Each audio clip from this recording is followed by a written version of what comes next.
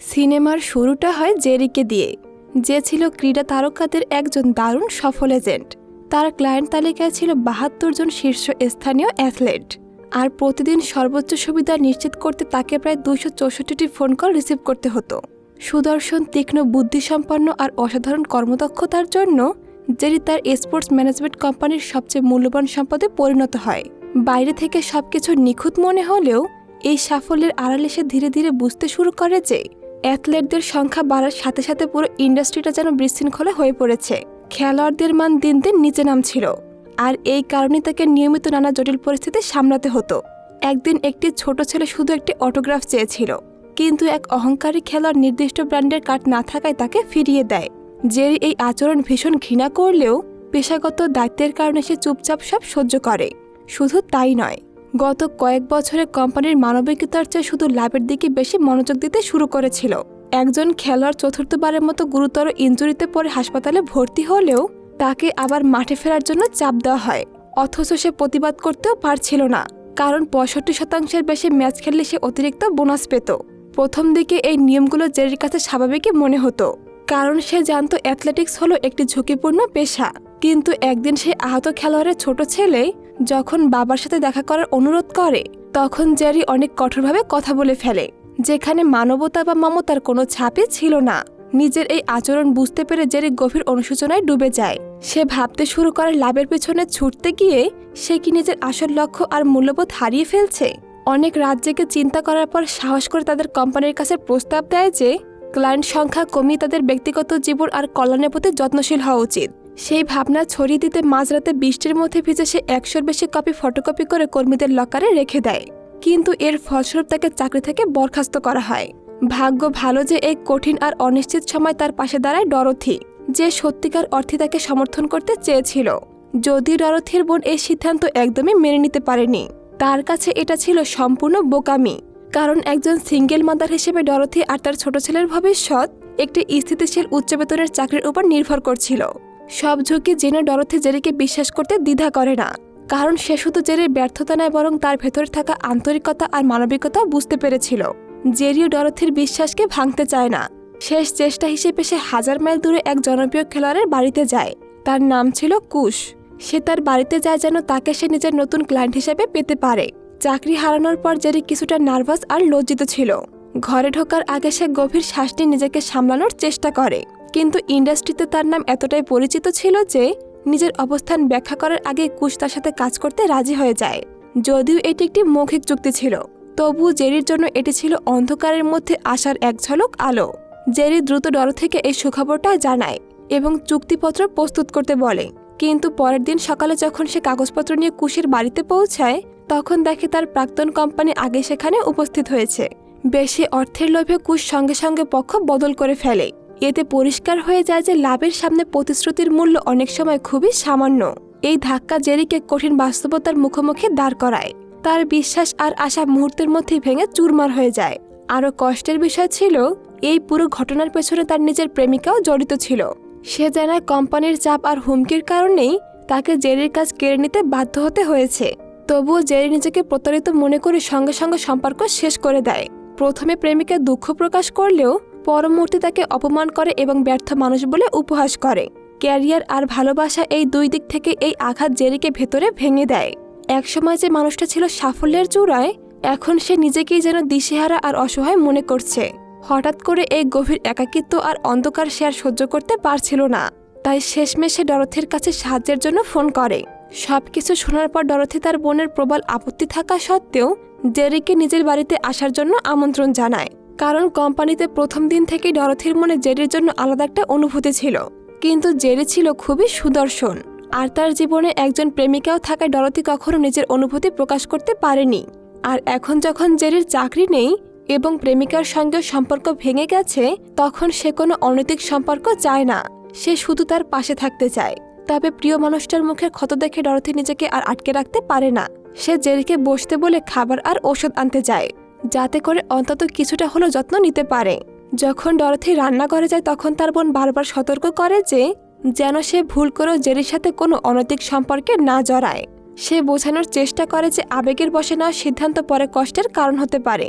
সে আরও বলে ডরথির উচিত নয় একজন দুর্দশাগ্রস্ত মানুষকে সহানুভূতি দেখানো, কারণ তাদের দুজনের জীবন আলাদা। আর জেরি যখন নিজের আগের অবস্থানে ফিরে যাবে তখন আঘাতটা ডরথিকেই বেশি পেতে হবে।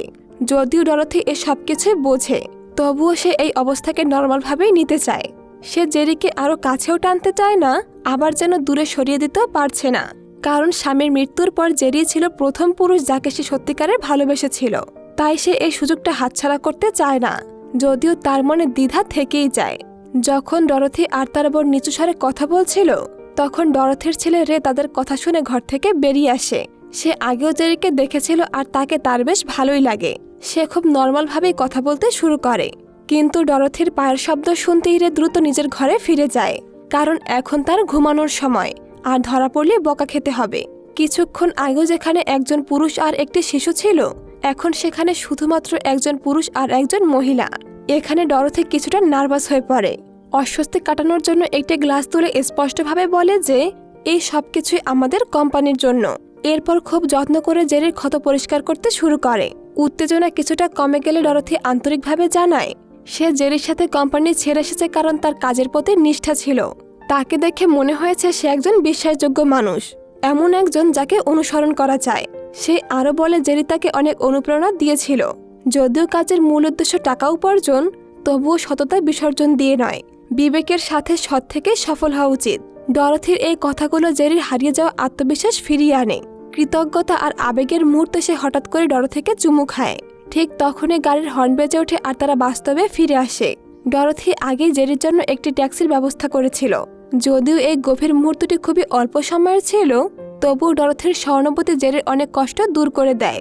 যাওয়ার সময় জেরি আত্মবিশ্বাসের সাথে বলে যে সে তাদের জন্য একজন বড় ক্লায়েন্ট খুঁজে বের করবেই।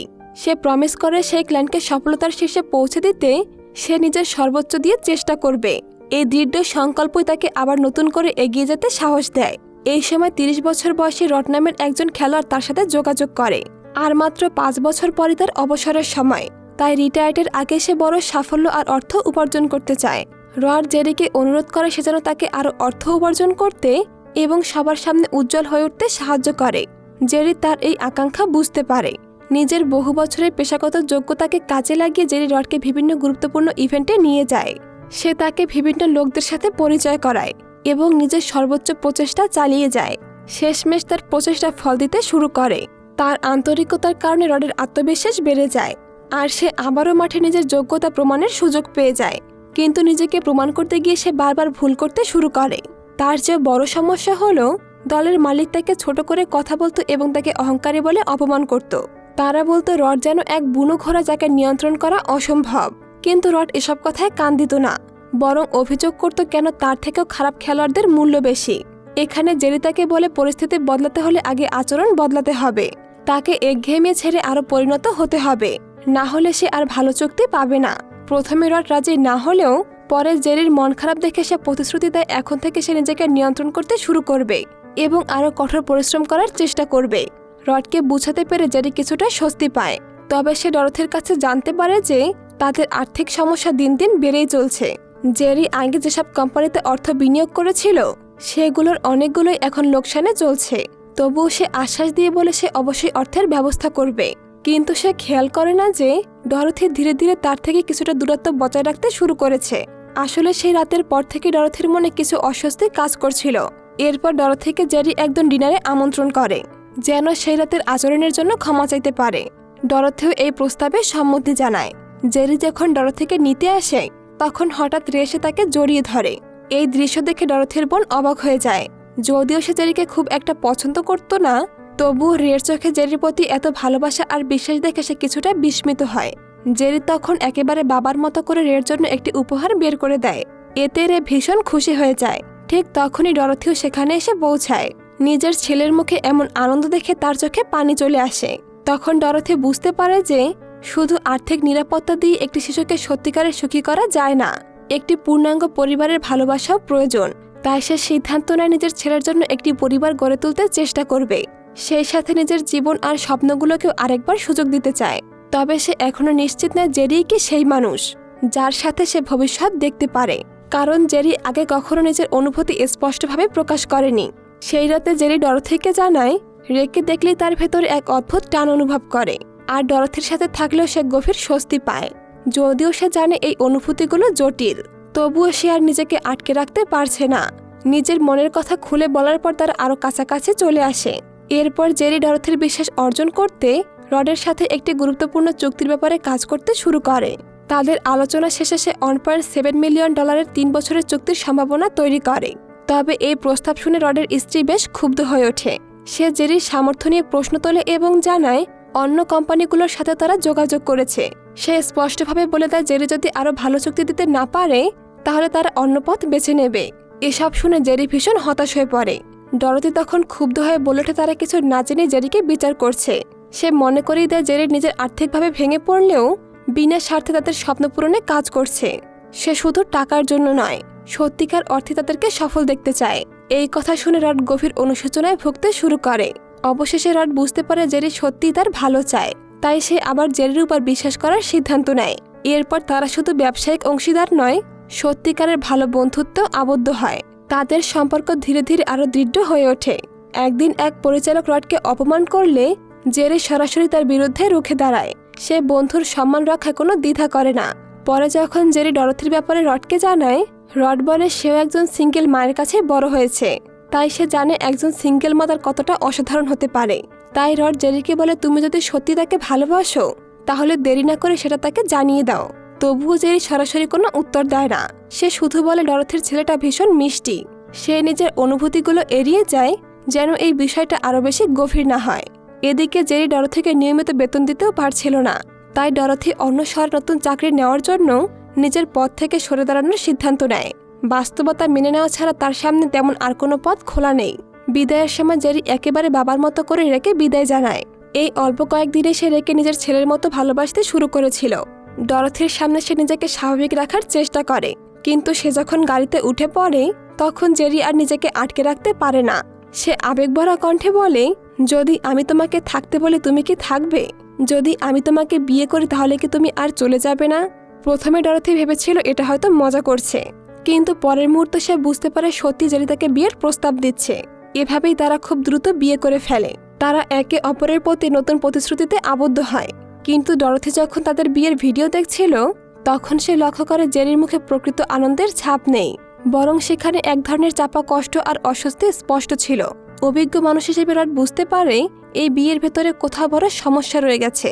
তাই একদিন খেলার পর সে আন্তরিকভাবে জেরিকে বলে তার উচিত ডরথির সাথে আরো বেশি সময় কাটানো।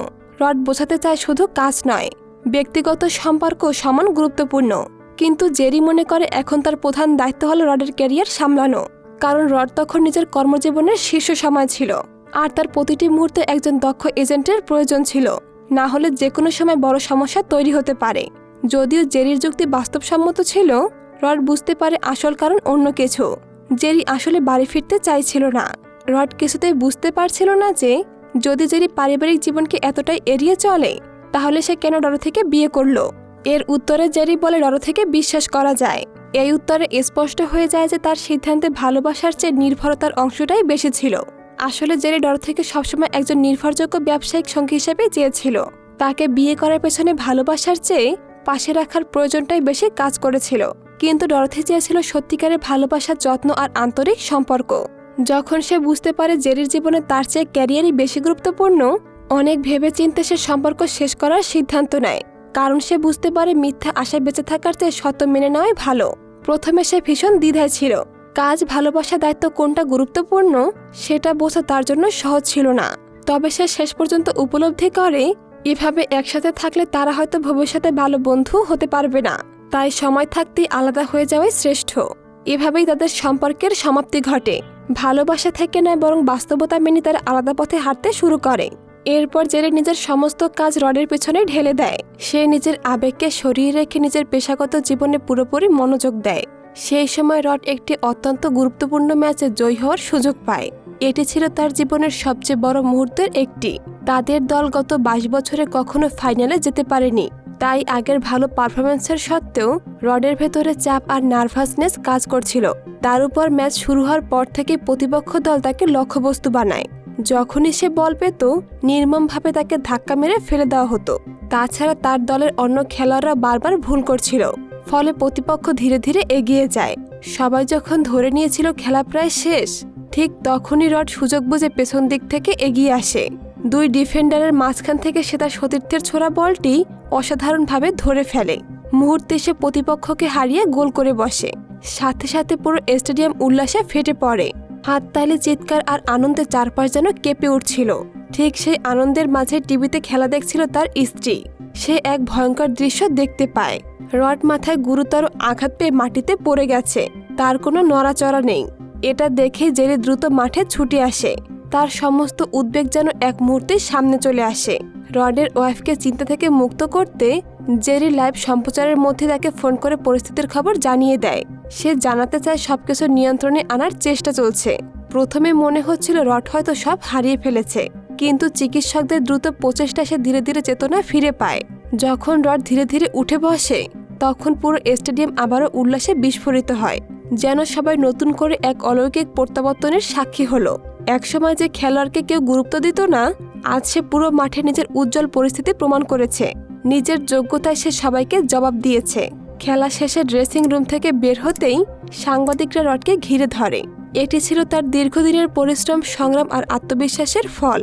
কিন্তু এই ঐতিহাসিক মুহূর্তে রড সবচেয়ে বেশি মিস করছিল জেরিকে, কারণ এই মানুষটাই একদিন তাকে প্রতিশ্রুতি দিয়েছিল। সে বলেছিল সে তাকে সফল আর ধনী করবে, আর এই আবেগঘন সাফল্যের মধ্য দিয়ে এই সিনেমাটি শেষ হয়ে যায়। তো বন্ধুরা, কেমন লাগলো আজকের এই মুভিটি তা কমেন্ট করে জানিয়ে যেতে ভুলবেন না। এতক্ষণ সাথে থাকার জন্য সকলকে অসংখ্য ধন্যবাদ।